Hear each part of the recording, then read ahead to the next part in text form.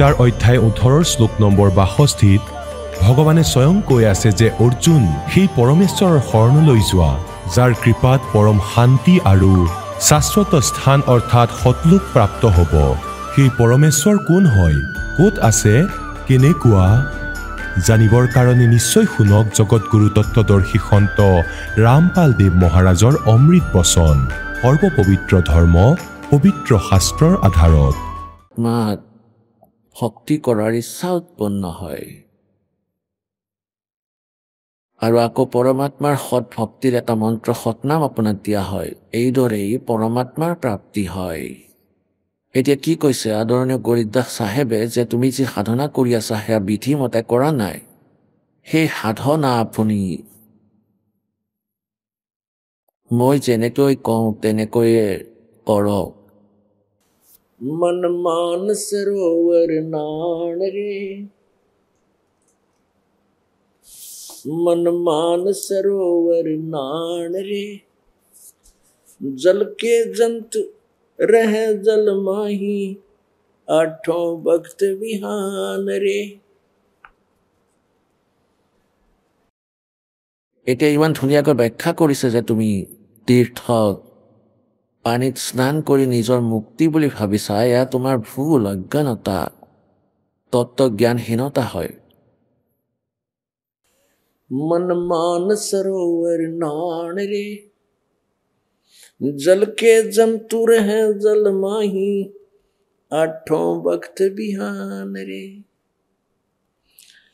184 जल के वासी, ये ब्रह्म चारों खान रे। चेतन हो के जड़ को पूजे, ये गांठ बांध पाषाण रे। मरकब कहाँ चंदन के लेपे, क्या गंग नवावे समान रे। शुद्धि हो न पूछतास की, ये छोड़त नाही बाण रे। 12 कोट जहां जम किंकरे, बड़े बड़े दैत हैवान रे। धर्मराय की दरगाह माही, वह होगी खेचा ताण रे।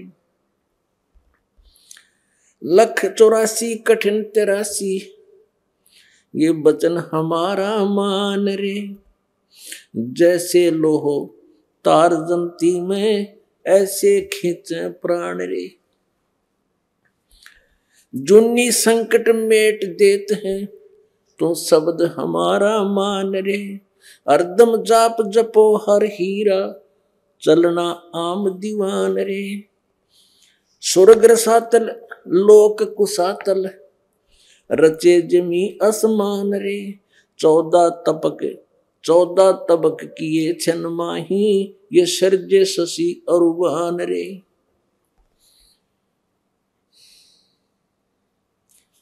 निर्गुण नूर जहूर जुहारो, नरक परक परवान रे। गरीबदास निज नाम निरंतर, सतगुरु जी दान रे। এতিয়া কি কৈছে যে তুমি মান সৰোবৰত গা ধোৱা, ইয়াৰ পুখুৰীবোৰত বিলত তীৰ্থত স্নান কৰিলে তোমাৰ মুক্তি নহ'ব। সৎ ভক্তি কৰা আৰু সৎ লোকলৈ বোলা। তাত বহুত সুন্দৰ নিৰ্মল পানীৰে সৰোবৰ ভৰি আছে, তাত গৈ গা ধোৱা নিজৰ ঠাইত। ইয়াত যি গা ধোৱা আকৌ তাত কিমান জীৱ থাকে। যদি সেই তীৰ্থবোৰত গা ধুলেই স্নান কৰিলেই মুক্তি হয়, তেন্তে তাৰ ভিতৰততো জীৱ জন্তু আপোনাতকৈ আগতেই আছিল। সিহঁত পাৰ নহ'লেতেন নেকি? मन मान सरोवर गंगरे, जहां से बिछड़ा तहां मिलाऊं, सुनो शब्द प्रसंग रे। अब क्या बताते हैं? मन मान सरोवर गंगरे।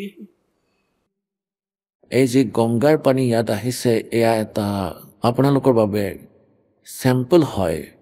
সৎলোকৰ পৰাই গংগাৰ পানী মালিকে এমুঠি এৰি দিছে আৰু ইয়াত তাৰ পৰা মান সৰোবৰৰ পৰা আহিছে। নিৰঞ্জনৰ লোকত, নিৰঞ্জনৰ পৰা আকৌ বিষ্ণুৰ লোকত, আকৌ শিৱৰ লোকত।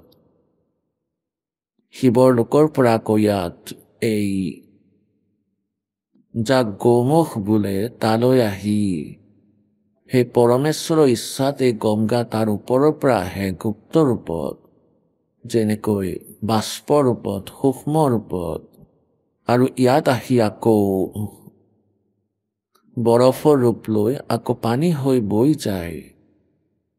গংগাৰ পানী যিমান দিন থলেও বেয়া নহয়, আৰু যি পৰমেশ্বৰে এই পানী এই জ্ঞান দিছে আৰু সেই পৰমাত্মাৰ এই অমৃত বচনেৰে চিম্পল পানী ৱাটাৰ, সাধাৰণ পানী গংগাৰ পানীতকৈও পবিত্ৰ হৈ পৰে। আৰু আমি যি পাঠ কৰোঁ পৰমাত্মাৰ বাণীত, তাত যদি পাঠকজন ঠিক হয়, পাঠ কৰাসকল ভাল আত্মাৰ সন্তান হয়, পাঠ কৰাৰ সময়ত মনত দুখ আদি যদি নাথাকে, তেন্তে যি সেই জল তৈয়াৰ হয়, যাক আমি কুম্ভ জল বুলি কওঁ, অমৃত, সেয়া গংগা জলতকৈও অত্যাধিক পবিত্ৰ হয়। আৰু সেই জল আজিও আমাৰ লগত ৰখা আছে, যি 10-12 বছৰৰ আগতে তৈয়াৰ কৰা হৈছিল। গতিকে ইয়াত এইটো ক'ব বিচাৰিছো যে কিমান মান সৰোবৰ গংগে, এই যে গংগা, সেই মান সৰোবৰৰ পৰা এই পানী আহিছে, আৰু তাত এনেকুৱা পদাৰ্থ আছে যি কেতিয়াও বেয়া নহয়। চিৰসেউজ থাকে বৃক্ষবোৰ, তাৰ সকলো পদাৰ্থ বহুত ভাল। मन मान सरोवर गंगे, जहां से बिछड़ा वहीं मिलाऊं, सुनो शब्द पर संगरे। তোমালোকে মোৰ জ্ঞান শুনা, মোৰ এই জ্ঞানৰ লগত তোমালোক ভালদৰে পৰিচিত হোৱা, আৰু তোমালোক য'ৰ পৰা আহিছা তোমালোকক তাতে পোৱাই দিম। जहां से बिछड़ा तहां मिलाऊं, वहीं मिलाऊं, सुनो शब्द पर संगरे। दैने गंगा बाम में जमुना, मध्य सरस्वती रंगरे। कल विष कुसुमल मोच होते हैं, पल पल पर भी गंगरे। काशी क्रोध काहे लेवो, बिना भजन ना डंगरे। कोट ग्रंथ का यो ही अर्थ है, करो साध सत्संगरे। এতিয়া কিমান মধুৰ ভাষণ মহাপুৰুষসকলৰ, পৰমাত্মাৰ সৈতে পৰিচিত পুণ্যাত্মাসকলৰ।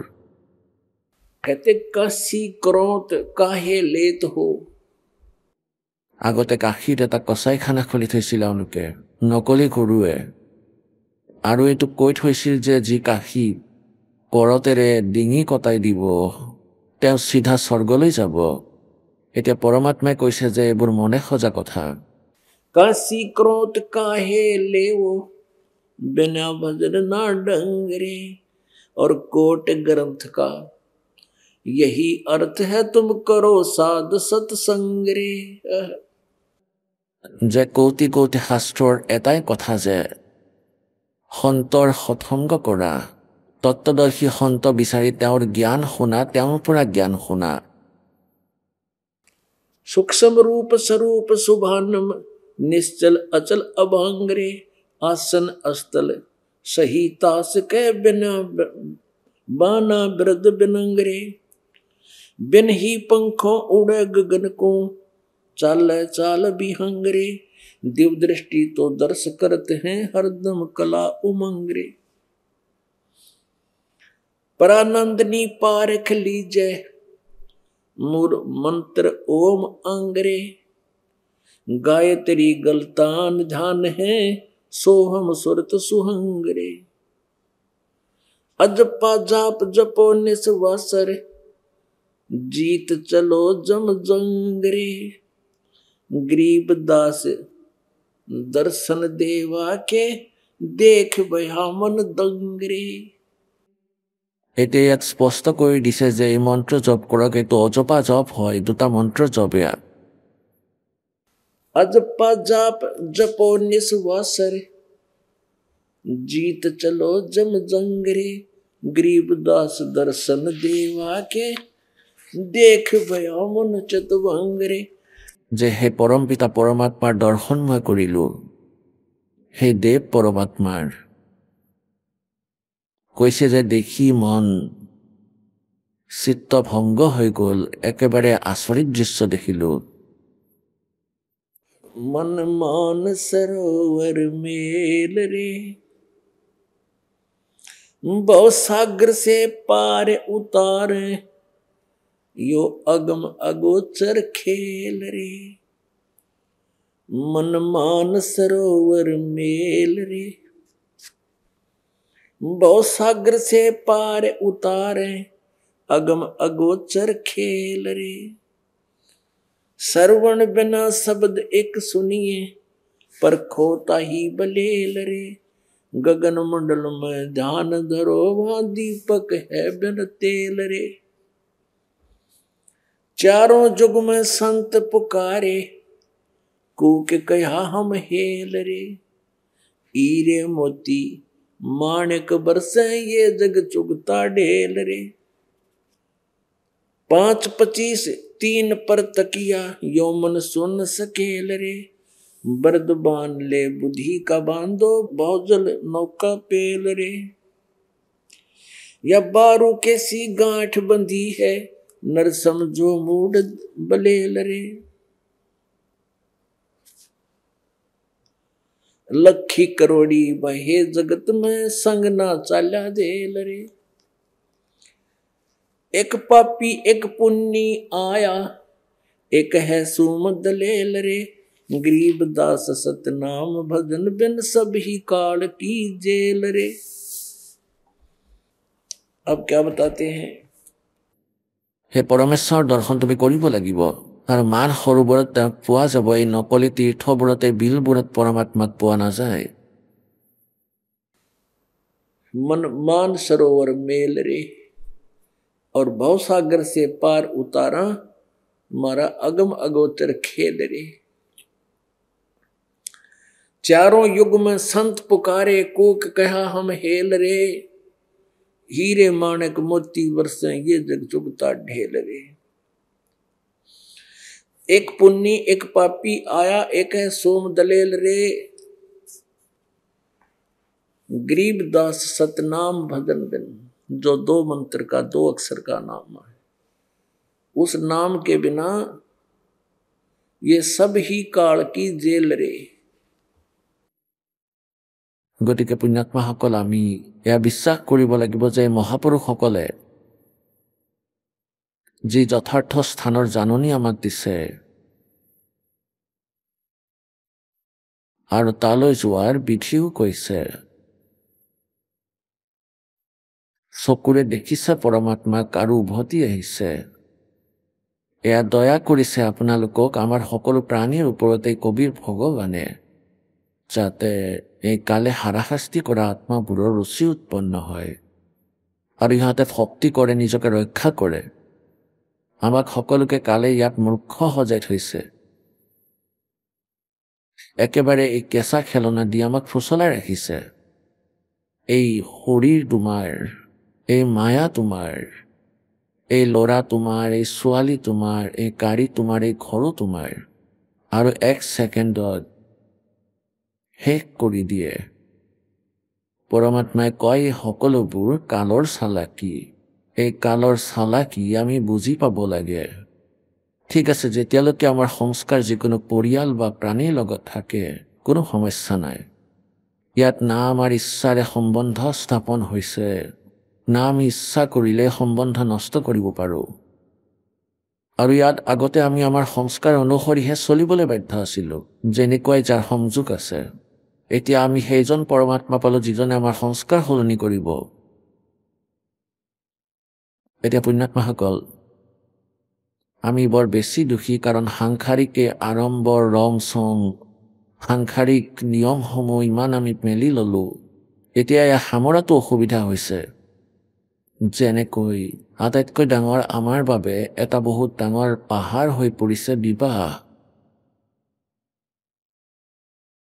ছোৱালীৰ বিয়া আমাৰ বাবে বহুত গধুৰ হৈ পৰিছে কেনেকৈ হ'ল কাৰণ আমি ইমানেই কৰ্ম বেয়া কৰি পেলাওঁ। যেনে কোনোৱে ঘোচ লয়, তেওঁলোকে আগ পিছ একোৱেই নাচায়, বা 2 টকাৰ ঠাইত 20 টকা লৈ চালাকি কৰি থাকে। অহাটো জন্মত তেওঁ দিব লাগিব। ধৰি লওক এজন ব্যক্তিয়ে কোনো ব্যক্তিৰ পৰা 5 লাখ টকা ঠগি নিলে, ঘূৰাই নিদিলে। ডাঙৰ মানুহ দুখীয়া একো মাতিব নোৱাৰে। অহা জনমত তেওঁ কেনেকৈ লয়, অহা জনমত তেওঁ জোৱাই হ'ব। আৰু ছোৱালী ল'ব আৰু 5 লাখ টকাৰ বস্তু দিব লাগিব তেওঁক। সেইটো এনেকৈ সমাধান হ'ব তোমাৰ সেই এক लेवा एक देवा दूतम और कोई किसी का पिता नहीं पूतम। ऋण संबंध जुड़ा एक ठाठल अंश ने सबारा बाठा। গতিকে এতিয়া পৰমাত্মাই ইয়াত দয়া কৰিছে, আপোনালোকৰ সেই সংস্কাৰবোৰ নিজৰ কলমেৰে এতিয়া কেঞ্চেল কৰিব। এতিয়া সেই ছোৱালীবোৰৰে বিয়া হৈ আছে, তেওঁলোকৰ সৈতে সংযোগ স্থাপন হৈ আছে। তেওঁলোকৰ লেনা দেনা দুয়োকে শক্তি মাৰ্গেৰে নিজৰ কলমেৰে নিজৰ শক্তিৰে সেই সংস্কাৰবোৰ পৰমাত্মাই শেষ কৰি এতিয়া ইয়াত দেখি আছে একেবাৰে চিম্পল ৱেত বিবাহ কৰা হয়। গতিকে এনেকুৱা আৰু বহুত এনেকুৱা সংস্কাৰ যি আমাৰ পৰমাত্মাই পৰস্পৰৰ সৈতে সংযোগ আছিল, যি আগলৈ গৈ দুখ দিলেহেঁতেন, সেইবোৰক এতিয়া ঠিক কৰি গৈ থাকিব। গতিকে এই উপায় আমাক কৈ আছে সৎলোকলৈ যোৱাৰ। আমি তালৰ জালত আবদ্ধ হলো। এতিয়া যেতিয়ালৈকে আমি ইয়াৰ পৰা নোলাওঁ, আমাৰ এই যি সংস্কাৰ, এইবোৰে আমাক ইয়াৰ পৰা পাৰ হ'বলৈ নিদিয়ে। গতিকে আমি যেতিয়া পূৰ্ণ পৰমাত্মাৰ শৰণত আহিলো, সৎ ভক্তি কৰি নিয়মত যদি থাকো, তেতিয়া সেই পৰমাত্মাৰ হাতত আমাৰ কৰ্মৰ অংকবোৰ সলনি কৰাৰ পাৱাৰ আছে। আৰু সেই কৰ্মৰ অংক এতিয়া সমাপ্ত কৰাব পৰা হ'ব। এয়া উপায়, এয়া বিধি, যিয়ে পৰমাত্মাই আমাক কৈ আছে। এতিয়া আমি ইয়াত জোৰোণ বিবাহ বা আন কোনো আনন্দ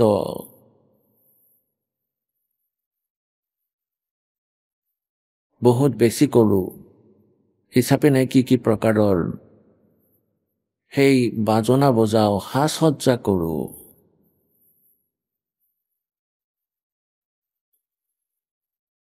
পৰমাত্মাই কয় এই আনন্দ যি আপোনালোকে উপভোগ কৰি আছে, এয়া আনন্দ নহয়। এজন ব্যক্তিয়ে মোক ক'লে, তেওঁ ক'লে মহাৰাজ আমাৰ প্ৰায় 6 বছৰেই হ'ল, নাজানো 7 বছৰ কৈছিল নেকি, যে আমি কোনো উৎসৱ পালন কৰি পোৱা নাই। এনেকুৱা মৃত্যু হয়, হয়তো ঘৰৰ সদস্যজনৰ ডেকা বা নিজৰে কোনো ভাই খুৰা ককা বা কোনো সম্পৰ্কীয়ৰ, যেনে ভনীৰ পতি মৰি গ'ল ভনীৰ। আমি 7 বছৰত বুলি কৈছিল যে আমি উৎসৱে পালন কৰি পোৱা নাই। আৰু যিসকলৰে আঘাত লগা নাই তেওঁলোকে অযথা কৰে। গতিকে আমি পৰমাত্মাৰ এই মাৰ্গ বুজি পোৱাৰ পিছত এইটো ভাবিব লাগিব, কি কথাত আজি আমি আনন্দিত হৈ আছো, কাইলৈ নাজানো কি অঘটন হ'ব। এতিয়া কি কৈছে, সৎসংগ কি আদি গড়ি और तप के वर्ष हजार कहे कबीर तास पटत्तर ना तुले कहे कबीर विचार। এতিয়া কি কৈছে,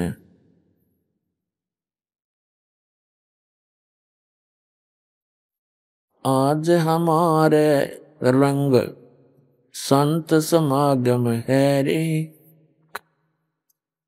कथा कीर्तन गावण धावण बहुत सुने प्रसंगे, मन की कुटिलता छूटत नाही, यो मन बसे भुवंग। दिल दरिया में भावर पड़त है, उठे अंत तरंग, तिरकुटी महल में जाए बसोरे, जाम बहे सैंस मुख गंग। का कहो कुछ कहा न जाही, मूर्त अचल बिहंगे, अरस पियाले सदमत वाले, काहे को घोटो भंगे। दास गरीब मिटे सब झगड़ा, करो साध सत्संगी। কিমান ভাল কথা কৈছে কি দাসগিৰি মিটে সব ঝগড়া আৰু কৰো সাধ সৎসংগী। সাধুৰ অৰ্থাৎ তত্ত্বদৰ্শী সন্তৰ সংগত থাকিবা, তেওঁৰ পৰা জ্ঞান শুনা, তোমালোকৰ সকলো কাজিয়া শেষ হ'ব। এতিয়া কি কৈছে পৰমাত্মাই যে তুমি আজি আনন্দ কৰি আছা সেয়া ইউজলেছ। তোমালোকে আনন্দ কৰা পৰমাত্মাৰ গুণ গাই গাই। गगन मंडल में घूमट है रंग होरी हो, श्वेत ध्वजा फहरावे राम रंग होरी हो। এতিয়া যেনেকৈ আমি ইয়াত হোলী খেলোৱা আগতে বিনা জ্ঞানৰ বান্দৰৰ দৰে মুখ কৰি লৈছিলো, ৰঙা হালধীয়া বোকা গোটেই শৰীৰত পেলাই দিয়ে, কোনোৱে মাটিৰে কোনোৱে গোবৰেৰে, কাৰোবাৰ চকু ফুটি যায়, কাৰোবাৰ আৰু বোমা আতচবাজি ফুটায়, বোমা ফুটায়, কাৰোবাৰ চকু জ্বলি যায়, কাৰোবাৰ হাত জ্বলি যায়, কাৰোবাৰ আকৌ গাত জুই লাগে, বহুত লোকচান হয়, আকৌ পৰিৱেশ কিমান দূষিত হয়। আমি সকলো প্ৰক্ৰিয়া সলনি কৰিলো। প্ৰথমে দেখি ঘিউৰে জ্যোতি জ্বলাইছিল, আকৌ মমবাতি জ্বলাব ধৰিলে, দুগুণ কাৰ্বন ডাই অক্সাইড। এইটো কি আনন্দ নেকি? গতিকে পৰমাত্মাই কয় তুমি আজি আনন্দ কৰি আছা, এয়া আনন্দ নকলি হয়। এতিয়া আনন্দ কৰা হৰি, হৰি মানে আনন্দ। পৰমাত্মাৰ নামৰ সেই ৰঙৰ হলি খেলা, ৰাম নামত ৰঙীন হৈ যাও, পৰমাত্মাৰ ভক্তিত ৰঙীন হও। गगन मंडल में घूमट है रंग होरी हो, वहाँ श्वेत ध्वजा फहरावे राम रंग होरी हो। এতিয়া কৈছে ওপৰত এটা বগা গম্বুজ আছে সত্যলোকত। সকলো বেদেও এয়াই প্ৰমাণ দিয়ে। চকুৰে দেখিলে পৰমাত্মাৰ প্ৰিয় আত্মাসকলক যাক পৰমাত্মাই লগ পালে সত্যলোকলৈ লৈ গল, আকৌ এৰি দিলে, তেওঁলোকে এয়াই প্ৰমাণ দিছে। गगन मंडल में घूमट है रंग होरी हो, वहाँ श्वेत ध्वजा फहरावे राम रंग होरी हो। बुद्धि बानी से आगम है रंग होरी हो, सुरत नरत जहाँ लावे राम रंग होरी हो। नाभि कमल ब्रह्मा भय रंग होरी हो, ये सर्जे विष्णु महेश राम रंग होरी हो। यत्र्गुण माया बिस्तरी रंग होरी हो, ये किया सकल परवेश राम रंग होरी हो। चंद सूरज पानी पवन रंग होरी हो, कच्छ मच कूरम राम रंग होरी हो। ओम मंत्र आदि है रंग होरी हो, रचे सकल आरंभ राम रंग होरी हो। तीन गुणन पर ताकत है रंग होरी हो, पांच तत्व पर काश राम रंग होरी हो। सुर नर मुनि जन देवता रंग होरी हो, सावतरी और गौरी राम रंग होरी हो। लक्ष्मी विष्णु संग है रंग होरी हो, कमलापति में भंवर राम रंग होरी हो। ये किन्नर भूत पिशाच है रंग होरी हो, दान्य दंत अपार राम रंग होरी हो। राक्षस का रासा कहूँ रंग होरी हो, रचे सकल परिवार राम रंग होरी हो। गण गंधर्व ज्ञानी गुणी रंग होरी हो, ये चातुर्मूढ़ अनंत राम रंग होरी हो। ओम नाद अगाध है रंग होरी हो, अजब नवेला कंत राम रंग होरी हो। 184 जाति है रंग होरी हो, ये 4 खान के जीव राम रंग होरी हो। अंडरज जेरज उद बुधा रंग होरी हो, ये श्वेत खान रचि पीव राम रंग होरी हो। आत्म और परमात्मा रंग होरी हो। एक देही में दो राम रंग होरी हो। सतगुरु मेला करत है रंग होरी हो। चलो अगमपुर धाम राम रंग होरी हो।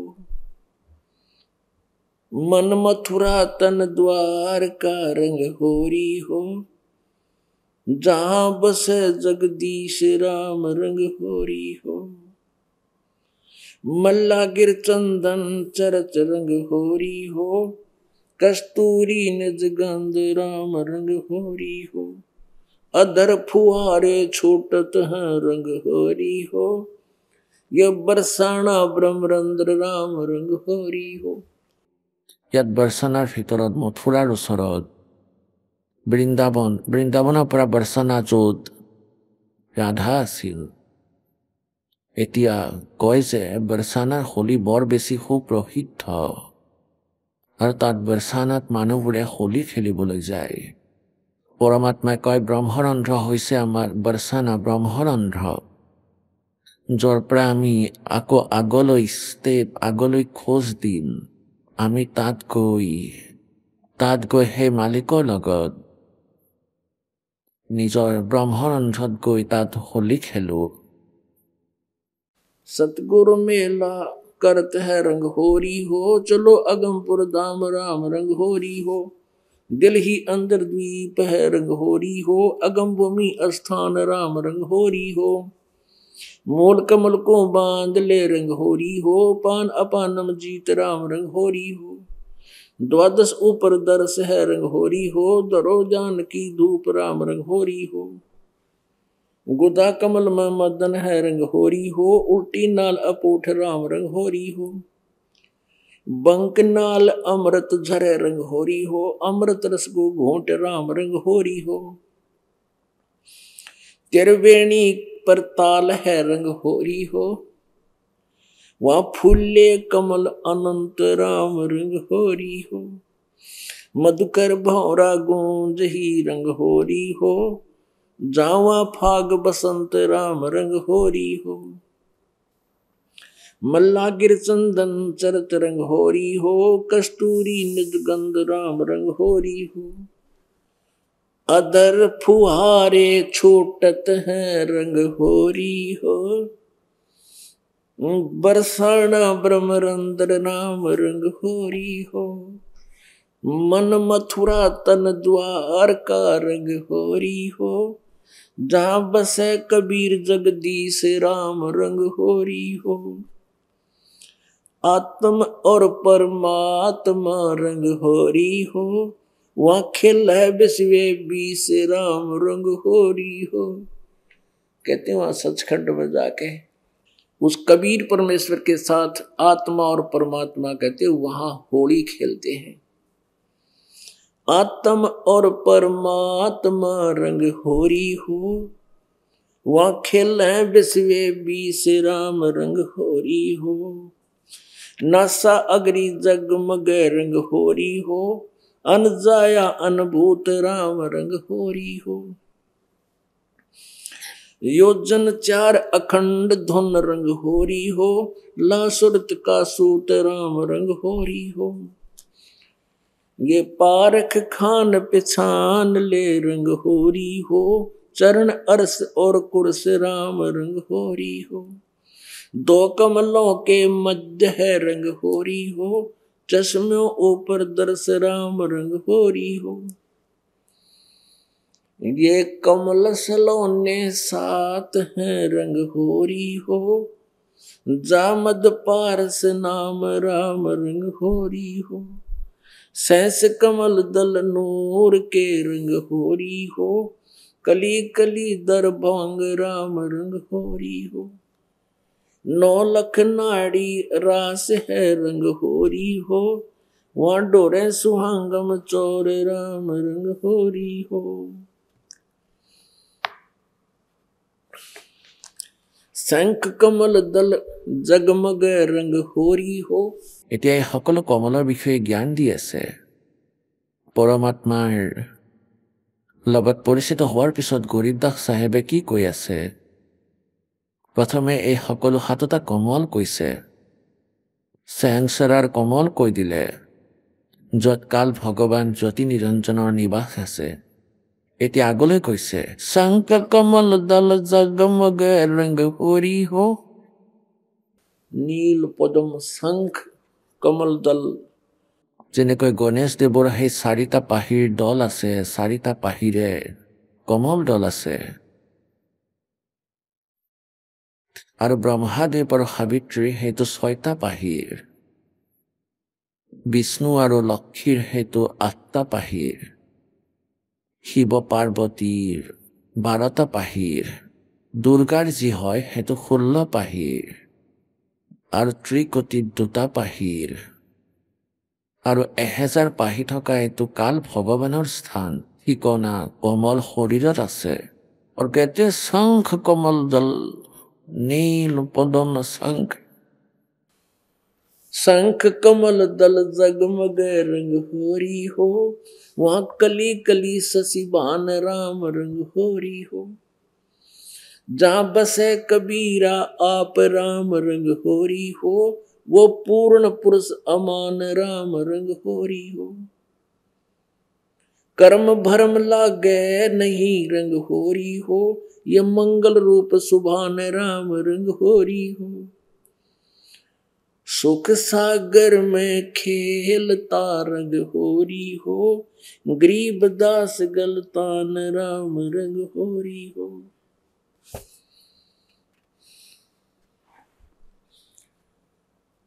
सुन सरोवर मनस हन रंग होरी हो,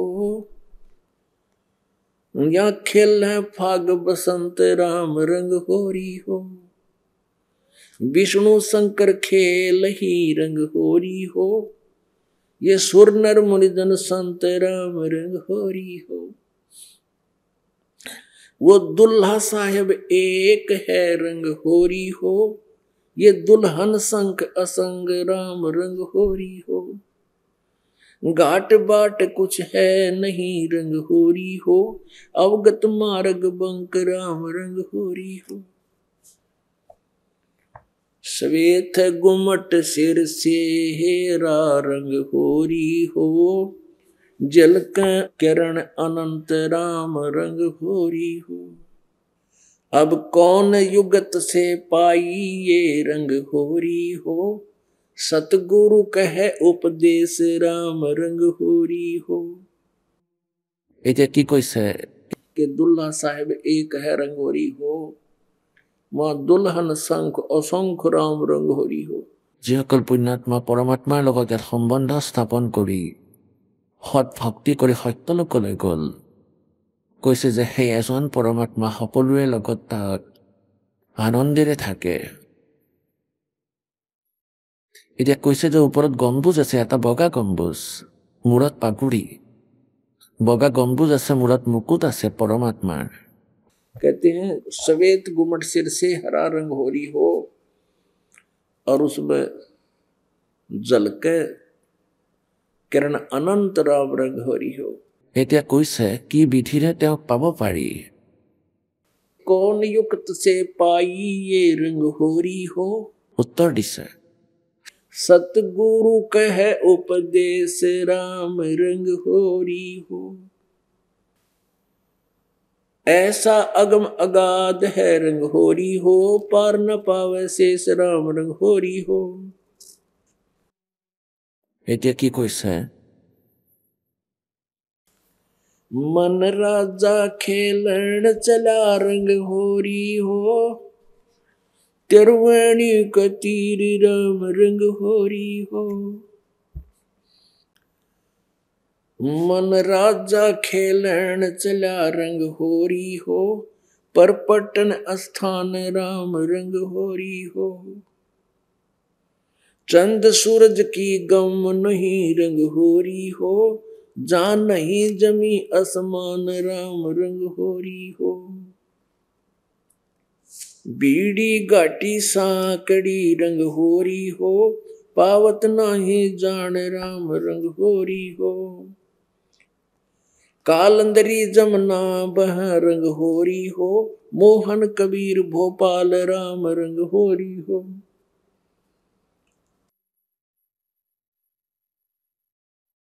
এতিয়া পুণ্যাত্মাসকল, ইয়াৰ ভিতৰত বহুত গূঢ় ৰহস্য আছে।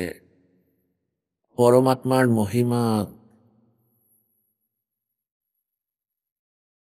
বহুত ভাল ধৰণেৰে গৰিবদাস চাহেবদেৱে লিখিছে।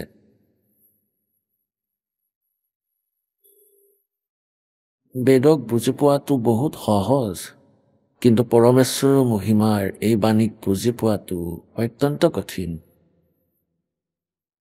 আৰু ইয়াক কঠিন সেইকাৰণে বনাইছিলে প্ৰভুৱে, যাতে মাজত এই নকলি পন্থীসকল এই যথাৰ্থ জ্ঞানৰ লগত পৰিচিত যেন হৈ নাযায়। আৰু ইয়াৰ লগত যদি আগৰ পৰাই পৰিচিত হৈ গ'লে হয়, এওঁলোক অধিকাৰী নহ'লে হয় সেই জ্ঞান, সেই নাম আৰু সেই সকলোবোৰ কৈ থাকে, আৰু তাৰ পিছত পৰমাত্মাৰ মৰমীয়াল আত্মাই নিজৰ ভগৱানক চিনিব নোৱাৰিলে হয়, আৰু সেই নকলিসকলৰ মাজত আবদ্ধ হৈ থাকিলহেঁতেন। এতিয়া কি কৈছে, সেই পৰমাত্মাক পোৱাৰ এটা সহজ উপায় আছে। मन राजा खेलन चला रंग होरी हो, पर पटन की सैल राम रंग होरी हो।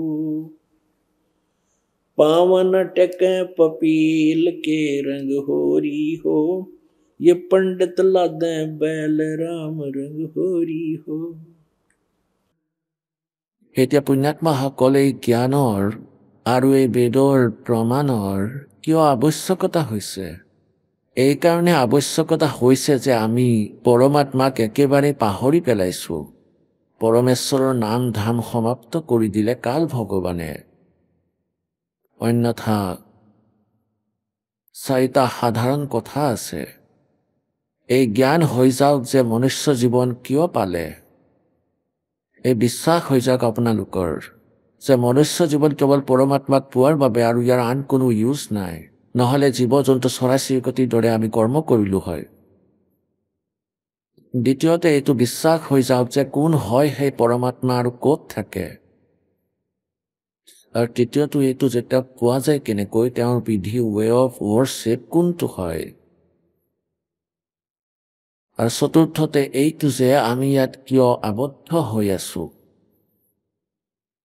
তেনেহ'লে ইমান ডাঙৰ গ্ৰন্থৰ কোনো আৱশ্যকতা নাই। আপোনালোকৰ হৃদয়ত এইটো দুখ হৈ যাওক যে আমি বেয়াকৈ আবদ্ধ হৈ পৰিছোঁ। এইটো বহুত বেয়া স্থান। কোট জনন্ত নগৰ মত হোগে কুছ না হাত লগে ৰে, কুকৰ চুকৰ খৰবা বৰে কৌৱা হংস বগেৰে।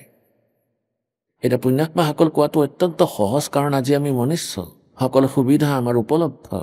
কুকুৰ, গাধ, গাহৰি, যোনি এতিয়া মই আপুনি সকলোৱে কেইবা লাখ বাৰ ভোগ কৰি লৈছোঁ। কুকুৰ, গাধ, গাহৰি, যোনি কিন্তু এতিয়া বিশ্বাস নহয়। এতিয়া এইবোৰে প্ৰভাৱ নেপেলায়, কাৰণ আমি বহুত ভাং পান কৰি লৈছোঁ। এই ত্ৰিগুণময়ী মায়াৰ আমাক ইনজেকশ্যন লগোৱা আছে। ইয়াৰ প্ৰভাৱ নপৰে, ইয়াক প্ৰভাৱশালী কৰিবলৈ এইটো এনেকৈ জ্ঞান শুনাই থকা হৈছে, ইমান ডাঙৰ ডাঙৰ গ্ৰন্থৰ প্ৰমাণ দি থকা হৈছে। অন্যথা এই মন্ত্ৰ আৰু সেই ভগৱান অমৰপুৰ স্থান, আৰু সেইকাৰণে আমি ইয়াত আবদ্ধ হৈ আছোঁ। এই লোক সঠিক নহয়। চাৰিটা কথা 5 নম্বৰৰ প্ৰয়োজনীয়তা নাই। কিন্তু আমি ইমান পাহৰি গ'লোঁ সেই মালিকক, সেই যথাৰ্থ জ্ঞানক। ইমানখিনি প্ৰমাণৰ পিছতো আমি বহু কষ্টেৰে বিশ্বাস কৰিব পাৰোঁ। এতিয়া কি কৈছে? মন ৰাজা খেলন চলা ৰংগ হোৰী হো। যেতিয়া এই জ্ঞানৰ আধাৰত এই মনৰ এই বিশ্বাস হৈ যাব যে সঁচাকৈয়ে ইয়াত এই দুখ সদায়ে থাকিব, তেতিয়া ই আত্মাক সহযোগ দিব। যেতিয়া আত্মাৰ ই সহযোগী হৈ পৰিব, তেতিয়া এই স্পীড বহুত ভাল হৈ যাব। তাৰপিছত সেই স্পীডতেই যেনেকৈ তেওঁ ওলোটা কামত স্পীড টানে, তেনেহ'লে এই শুভ কৰ্মটো ইমানেই স্পীড দেখুৱাব। গতিকে এই মনক, তাৰপিছত এই মন আৰু ইয়াত নাথাকে, ওপৰত যোৱাৰ বাবে ইয়াৰ প্ৰবল ইচ্ছা জন্মে। এতিয়া কৈছে ইমান ডাঙৰ ডাঙৰ গ্ৰন্থৰ আৱশ্যকতা নাছিলে। এটা মন্ত্ৰ যিটো 3টা আখৰৰ, এটা 2টা আখৰৰ, তাৰপিছত হে ওম তৎসৎ, ওম চিধা তৎ আৰু সৎ এয়া সাংকেতিক হয়। এই মন্ত্ৰৰ জপ বেয়াৰ পৰা দূৰত গুৰু মৰ্যাদাত থাকি আজীৱন স্মৰণো কৰি নিজৰ সাংসাৰিক কাম কৰি থাকে, মুক্তি গেৰাণ্টিত হয়। কিন্তু এতিয়া অসুবিধা কি, ইয়াত সকলোতকৈ আগতে কালে এয়া চেষ্টা কৰে যে গুৰুৰ প্ৰতি তেওঁৰ মনত ভুল ভাৱ সৃষ্টি হওক। যেতিয়া আপোনাৰ গুৰুৰ প্ৰতি ভুল ভাৱ সৃষ্টি হয়, তেতিয়াই আপোনাৰ ভগৱানৰ প্ৰতি আস্থা কমে। কাৰণ আপোনালোকে মানিব লাগে, ধৰি লওক যে মূলধন 100 টকা, তেতিয়া পৰমাত্মাৰ পৰা দূৰ হৈ যাব। তেতিয়া আপোনালোকৰ এই ভক্তিৰ ওপৰত ৰুচি নাথাকিব। আপোনালোকৰ ওপৰত এই বচনৰ প্ৰভাৱ পৰাটো বন্ধ হৈ যাব, যিটো আজি আপোনালোকৰ ওপৰত এটা বচনৰ প্ৰভাৱ পৰিছে। আৰু যদি আপোনালোকৰ অলপো ভুল হৈ যায়, আপোনালোকে থৰ থৰকৈ কঁপিবলৈ ধৰে আৰু 100 বাৰ ক্ষমা বিচাৰে যে আগলৈ আমি আৰু কেতিয়াও এনেকুৱা ভুল নকৰোঁ।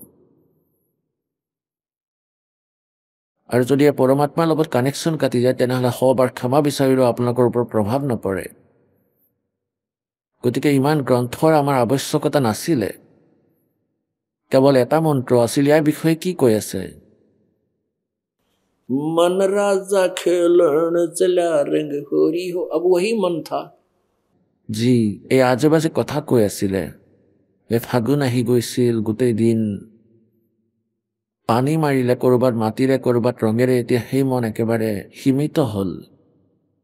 এই আজে বাজে কথাবোৰেৰে একেবাৰে ৰুচি নজন্মে, আৰু যিজন ভগতৰ ৰুচি জন্মে তেওঁ ভগত হৈ থকা নাই, তেওঁৰ নাম চলি থকা নাই।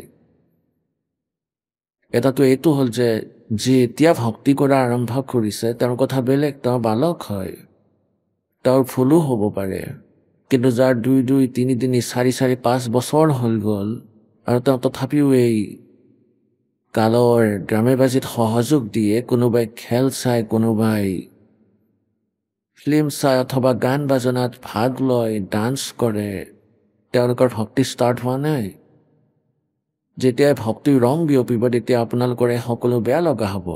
আহক আমি এতিয়া সেই শ্ৰদ্ধালুসকলৰ অনুভৱবোৰ জানো, যিসকলে জগতগুৰু তত্ত্বদৰ্শী সন্ত ৰামপাল দেৱ মহাৰাজৰ পৰা দীক্ষা প্ৰাপ্ত কৰিছে, তথা তেওঁৱেই কোৱা ভক্তি মাৰ্গ এওঁলোকে অৱলম্বন কৰি আছে। নমস্কাৰ ছাৰ। ছাৰ নমস্কাৰ ছাৰ। কি নাম আপোনাৰ? এই দাসৰ নাম দৰবাৰী ৰাম গায়কৱাৰ। ছাৰ ক'ৰ পৰা আহিছে আপুনি? মই গাঁও দেউৰী, দণ্ডি লোহাৰা, জিলা বালু, ছত্তীশগড়ৰ পৰা। ছাৰ সন্ত ৰামপালদেৱ মহাৰাজৰ পৰা নাম দীক্ষা আপুনি কেতিয়া ল'লে? ছাৰ মই 23 ছেপ্টেম্বৰ 2018 এই দাসৰ নতুন জন্ম হ'ল ছাৰ। ছাৰ কি কাম কৰে আপুনি?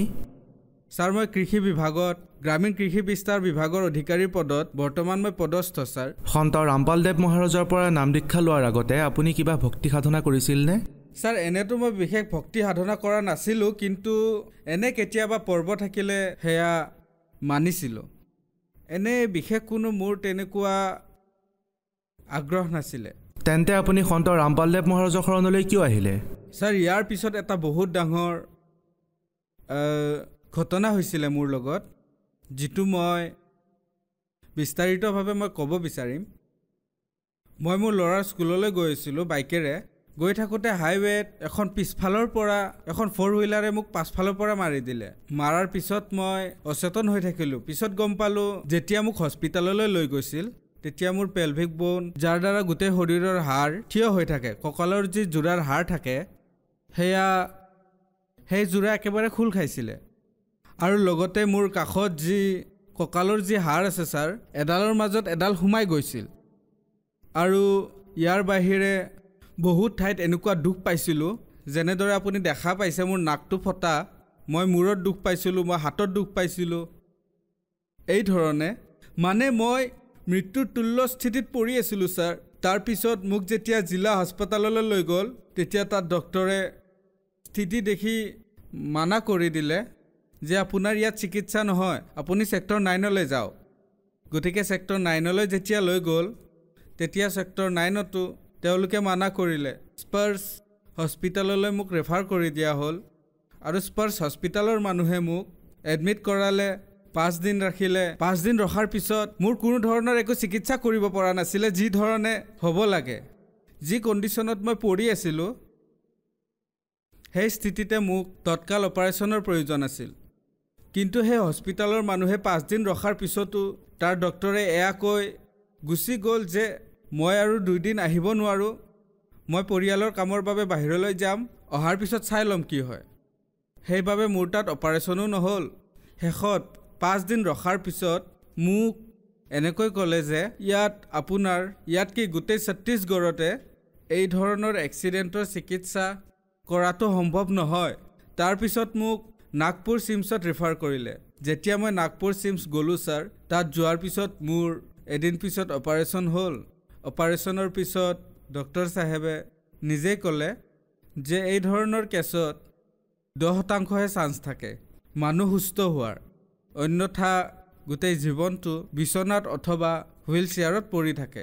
সেই সময়তে যেতিয়া ঘৰলৈ আহিলোঁ, অহাৰ পিছত মোৰ শহুৰে মোৰ যি শ্ৰীমতী আছে তেওঁক ক'লে যে পুত্ৰী, এজন গুৰুদেৱ আহে সন্ত ৰামপালদেৱ মহাৰাজ, যাৰ সৎসংগ আহে।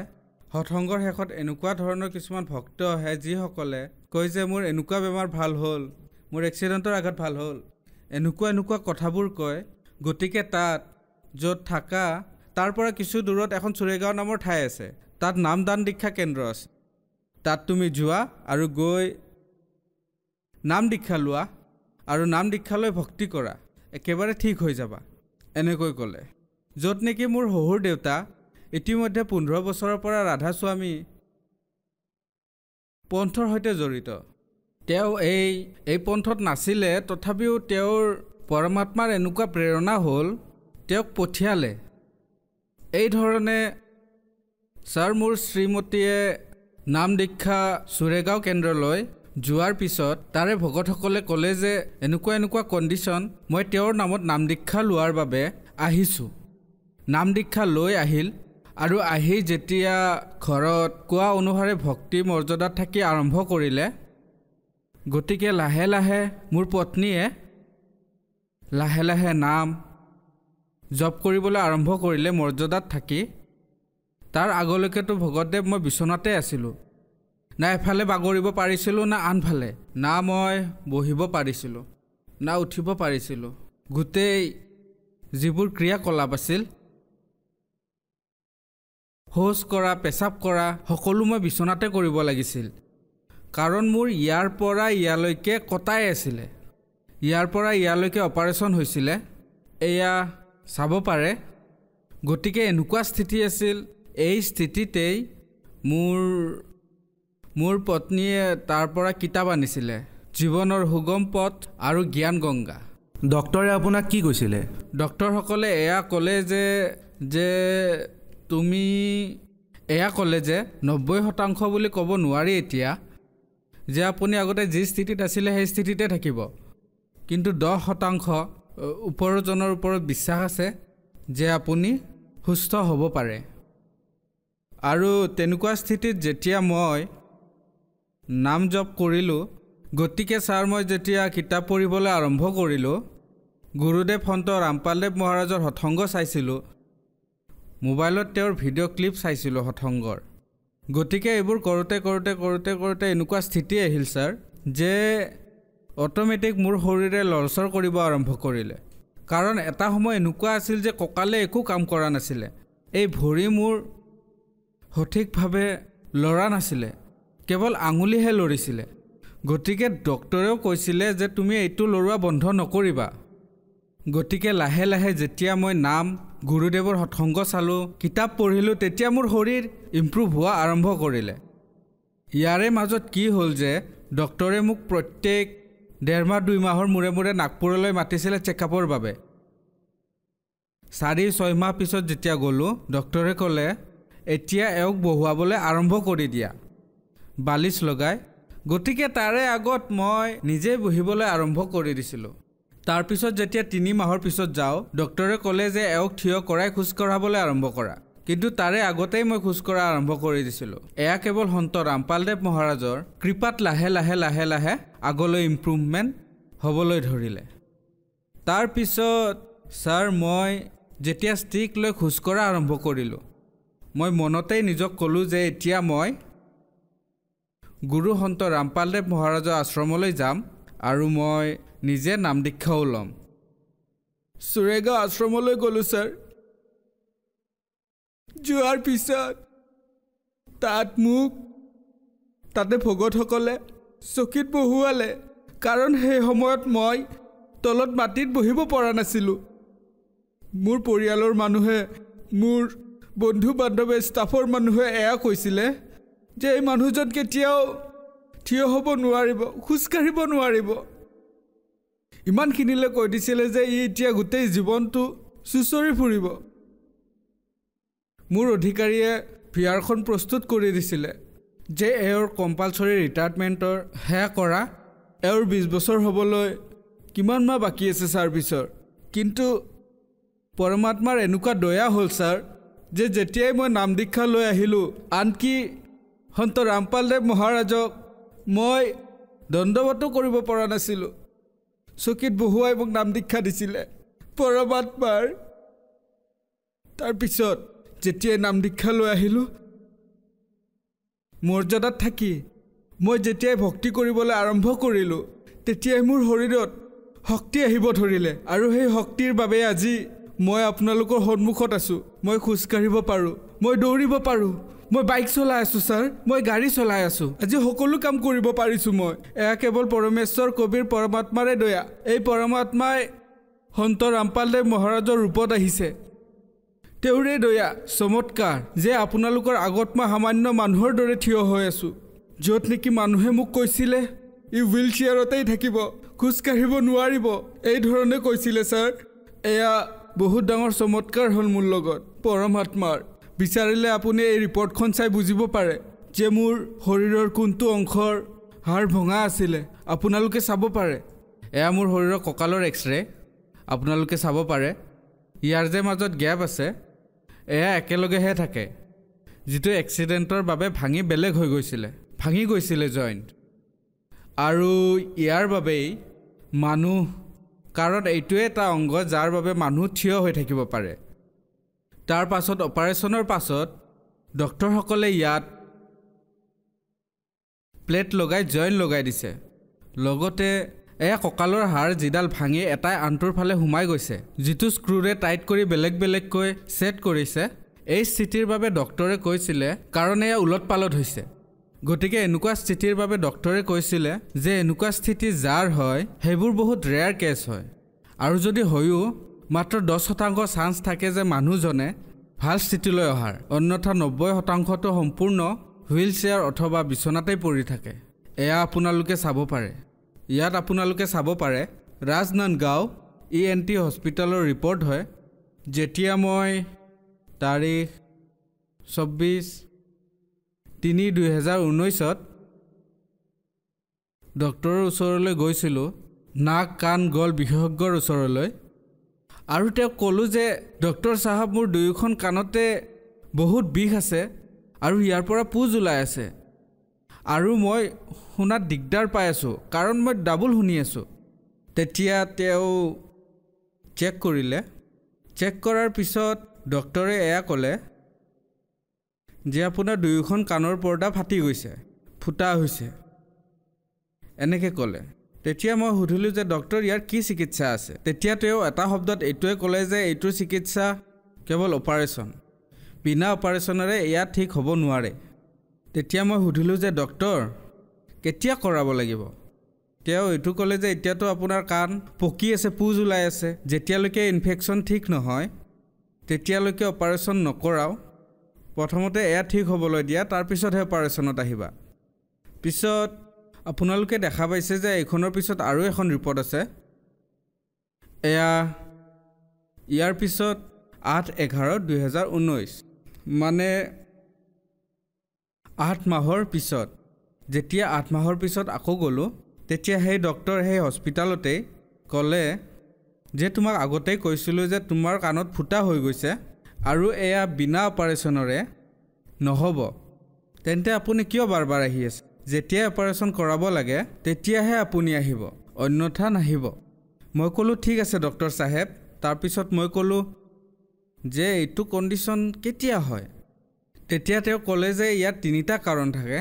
এটাটো এক্সিডেণ্ট হ'লে তেতিয়া, আৰু দ্বিতীয়তে যদি কোনোবাই ভয়ংকৰ মাত আপোনাৰ কাণৰ ওচৰত শুনাই দিয়ে আৰু তৃতীয়তে হ'ল যদি কোনোবাই কাণৰ ওচৰত জোৰকৈ থাপৰ মাৰে তেতিয়া এই তিনিটা স্থিতিত এনেকুৱা ধৰণৰ ঘটনা হয় বুলি ক'লে এই তিনিটা স্থিতিৰ কোনোবা এটা স্থিতি হ'লে তেতিয়া আপোনাৰ কাণত এনেকুৱা ধৰণৰ ফুটা হয় আৰু ইয়াৰ চিকিৎসা কেৱল মাত্ৰ অপাৰেশ্যনহে আৰু এই অপাৰেশ্যন আপুনি এটা এটাকৈ কৰাব লাগিব ইয়াৰ বাবে আপোনাৰ 60 পৰা 65 হাজাৰলৈ খৰচ আহে মই ক'লোঁ ঠিক আছে ডক্টৰ চাহেব বুলি কৈ ওলাই আহিলোঁ আৰু অহাৰ পিছত আকৌ তেতিয়ালৈকে মোৰ 4 মাহ হৈ গৈছিলে প্ৰথম নাম লোৱা তাৰ মাজতে মই পৰমাত্মা সন্ত ৰামপালদেৱ মহাৰাজৰ আশ্ৰমলৈ গ'লোঁ আৰু যোৱাৰ পিছত মই হতনাম ল'লোঁ হতনাম লৈ যেতিয়া হতনামৰ জপ কৰা আৰম্ভ কৰিলোঁ ভগতদেৱ তেতিয়া হেয়া স্থিতি আহিলে যে আজি মোৰ কাণ আগৰ দৰে হৈ গ'ল না কোনো অপাৰেশ্যন কৰাৰ প্ৰয়োজন হ'ল না কোনো ঔষধ খোৱাৰ প্ৰয়োজন হ'ল লাগিলে আপোনালোকে চাব পাৰে এইটো আটাইতকৈ ডাঙৰ চমৎকাৰ যে বিনা অপাৰেশ্যনেৰে বিনা ঔষধেৰে মোৰ আজি দুয়োখন কাণেই সুস্থ আজিলৈকে আপোনালোকে চাব পাৰে 2019ৰ পৰা আজি 2021 চলি আছে না মই অপাৰেশ্যন কৰাইছোঁ না মই ঔষধ খাইছোঁ না আজিলৈ সেই ডক্টৰৰ ওচৰলৈ গ'লোঁ তথাপিও মোৰ দুয়োখন কাণৰ কোনো সমস্যা হোৱা নাই সকলো ঠিকেই আছে গতিকে এইটো আটাইতকৈ ডাঙৰ চমৎকাৰ ভগতদেৱ ছাৰ তৃতীয়টো হ'ল এনেটো চমৎকাৰ বহুত হয় সদায় চমৎকাৰ হয় এয়া মালিকৰ কৃপা এনেকৈ চমৎকাৰ হয় আৰু এনেকুৱা আৰু বহুতো চমৎকাৰ আছে যিবোৰ মই যিমানেই নকওঁ যিমানেই গনাওঁ কমেই হ'ব ছাৰ আজি আপোনালৈ ভক্ত সমাজৰ সন্মুখত এটা ডাঙৰ প্ৰশ্ন উত্থাপন হৈছে আপোনাৰ বহুত ডাঙৰ এক্সিডেণ্ট হ'ল ডক্টৰো কৈ দিলে যে 90%টো ভাল নহয় 10%হে ভগৱানৰ ওপৰত যদিহে তেওঁ কৃপা কৰে তেতিয়াহে ঠিক হৈ যাব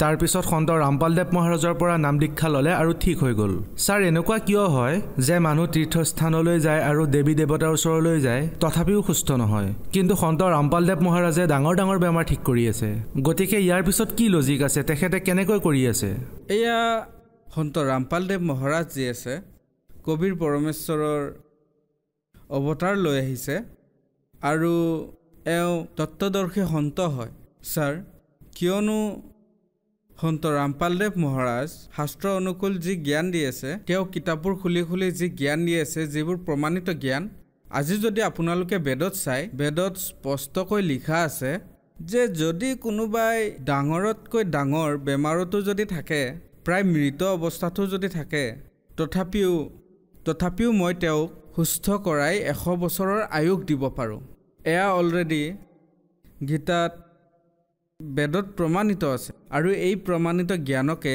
আমাৰ সন্ত ৰামপালদেৱ মহাৰাজে খুলি খুলি দেখুৱাই আছে ছাৰ আৰু এয়া শাস্ত্ৰ অনুকূল ভক্তিৰেহে সম্ভৱ না কি মন্দিৰ মছজিদলৈ গ'লে কাৰণ সেইবোৰ আন উপাসনা হয় এয়া সঠিক ভক্তিবিধি নহয় সঠিক ভক্তিবিধি আমাৰ সন্ত ৰামপালদেৱ মহাৰাজে কৈ আছে যাৰ দ্বাৰা হাজাৰ লাখ কোটি মানুহ ঠিক হৈ আছে অধিকাংশ লোকেতো নিজৰ সমস্যাৰ সমাধান বিচাৰি আহে ছাৰ সন্ত ৰামপালদেৱ মহাৰাজৰ পৰা নাম দীক্ষা কেনেকৈ ল'ব পাৰি সন্ত ৰামপালদেৱ মহাৰাজৰ পৰা নাম দীক্ষা ল'বলৈ এটা সহজ উপায় আছে আপোনালোকে দেখা পাই আছে যে চেনেলত সন্ত ৰামপালদেৱ মহাৰাজৰ হঠংগ আহে সেই হঠংগৰ তলত হালধীয়া শাৰী এটা আহে তাতে বহুত কেইটা নম্বৰ দিয়া আছে সেই নম্বৰত আপুনি ফোন কৰিব পাৰে কল কৰাৰ পাছত আপোনাৰ ওচৰত যি নামদান কেন্দ্ৰ আছে তাতে আপোনাক কৈ দিয়া হ'ব আৰু আপুনি তালৈ গৈ সহজে নাম উপদেশ লৈ নিজৰ কল্যাণ কৰাব পাৰে ধন্যবাদ ছাৰ সদ চাহেব